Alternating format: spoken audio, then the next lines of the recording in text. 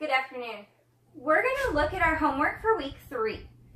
In week 3, we talked about a couple of new healing behaviors. We talked about our left turns and our right turns. And the key thing to remember when we're working on our left turns and our right turns is to start with a cookie. And so make sure that you're using your cookie to lure your dog to the right, luring your dog in towards the right, and luring your dog out towards the left. Okay, so let's make sure we're using our cookies, giving our dogs a really good chance to see what it is we expect from them, what it is we're going to do next. So include that left and right turn in your already happening healing work. Your about turns and your halts and your just regular straight line healing. Include your right and left turns in that so that your dog gets that sense of, I really have to watch mom because I don't know what she's going to do. That spontaneity really ups the dog's engagement. The next thing that we worked on was a down, and so we worked on a down in a couple of methods. Get back. Okay, so we started with the dog sitting, and then we'll sit. And we talked about how we could take our cookie and take it from the dog's nose and take it down to the ground to get our dog to sit. Good boy.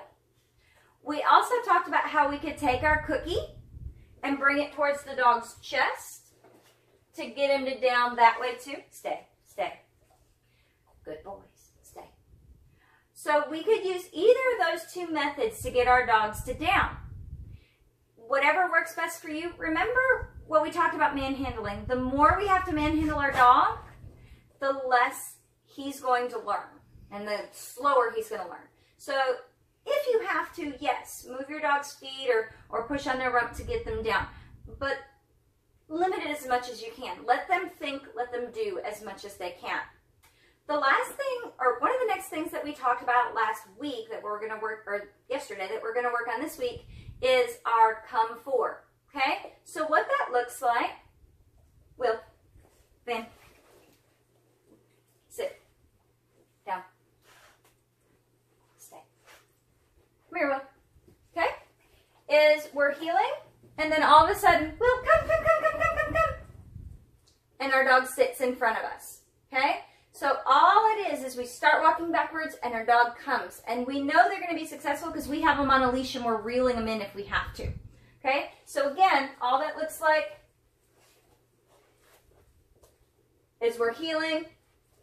Come. And then we're sitting ready to get our treat.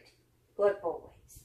Okay? So work on that come for, because remember, anytime we're working on that come command, it's a safety thing. We want them to come 100% of the time they're called, because if they're ever out about to get hit by a car, that's a very exciting time. It's hard for them to listen.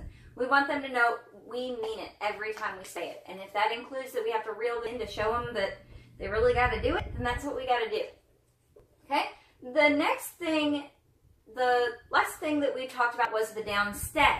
Okay? So again, we get our dogs into a down. Dogs down. All right, and at this point, you should just be asking your dogs for a stay without moving. All I want you to do is stand up for about 5 to 10 seconds and then reward. So I've downed my dogs, down, stay. I count to 5, I'm standing up. And yay, good boys, good stay.